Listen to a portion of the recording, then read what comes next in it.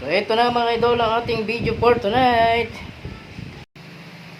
Idol, ngayong gabi, samahan mo ko dahil magluluto na naman tayo ng ating ulam na, merienda pa. Ito ang pansit gisado. Egg noodles ang ating gagamitin, idol. Pero bago ako magpatuloy, idols, batiin ko muna ang aking mga followers at subscribers na laging nakasuporta sa akin. Magandang gabi sa inyong lahat mga idol. Samahan nyo akong magluto ng pansit gisado.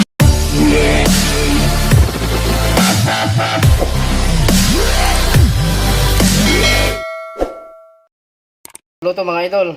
Lalaglagan natin yan ng mantika, yung ating kawali. Sunod na natin yung sibuyas mga idol. Nilaglag na natin yung bawang kanina.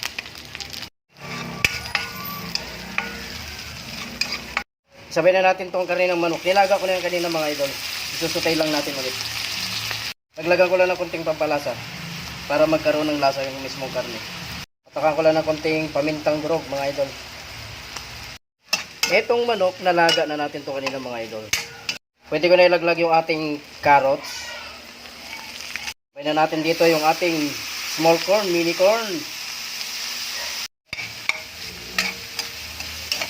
Pwede na rin natin sabay yung ating Baguio beans.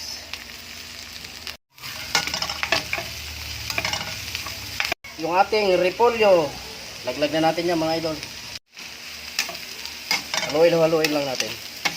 Para pumantay yung kanyang pagkakaluto at hindi masunog or ma-overcook.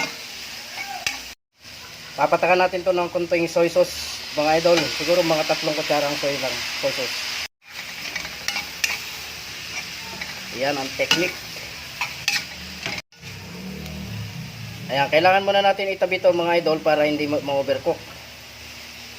Nakikita nyo, bali nagtira lang ako ng konti. Lalaglagan natin yan ng stock, yung pinagpakuluan natin ng manok. Papatakan ulit natin to ng soy sauce. Tantayin nyo lang yung soy para hindi maalat. Yung ating natirang magic na pampalasa ng ating pagkain. Takpan muna natin yan, pakuluin natin. Check natin yan. Ayan, kumukulo na mga idol. Lalaglagan ko lang yan ng chicken cubes. Haluin lang natin mga idol. Tunawin natin yung chicken cubes. Ayan, sa pagkakataong to mga idol, natunaw na yung nilaglag nating chicken cubes. Pwede na natin ilaglag yung ating noodles. Lalaglag na natin yung noodles, egg noodles yung ginamit ko mga idol. Ayan. Kung mapapansin nyo, dinamihan ko ng sabaw para saktong-sakto yan. Magre-reduce din yung kanyang sabaw. Ayan. Medyo marami yung kanyang sabaw mga idol kasi yung egg noodles matagal yan maluto.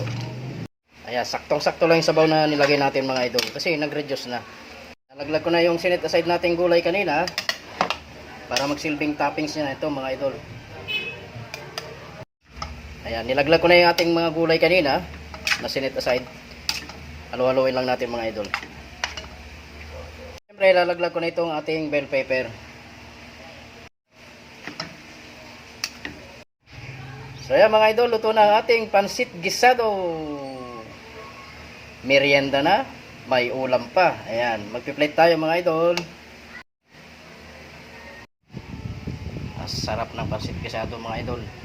May ulam ka na, may merienda ka pa.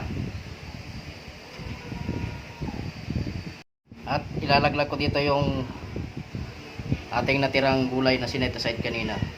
At syempre mga idol, meron akong ginawang chicken skin.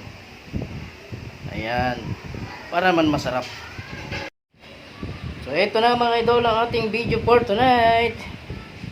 Pansit gisado mga idol.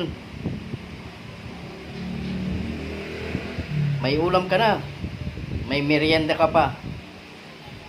Tinapingas ko lang yan ng chicken skin kasi binalatan ko yung nilaga kong manok. Ginawa kong chicken skin para naman may buhay yung kanyang pansit gisado mga idol. Ayan, maraming salamat sa inyong panunood mga idol. Mabuhay po tayong lahat. Tikman natin yan syempre. Ito na mga idol, yung ating pansit gisado. Ang pinaka paborito ko sa lahat. May ulam ka na, may merienda ka pa. Pop na pop. Saktong-sakto lang yung soy sauce na nilagay natin idol at saka yung sabaw niya. Hindi maalat. So, sakto lang yun para sa akin. Kasi mahirap pag niluluto mo ay maalat. Di bali ng matabang, okay lang, mag-a-adjust ka, magdadagdag. Ayan. Maraming salamat sa inyong panonood mga idol. Hanggang bukas ulit, samahan nyo ako. Mabuhay po tayo lahat. Bye bye!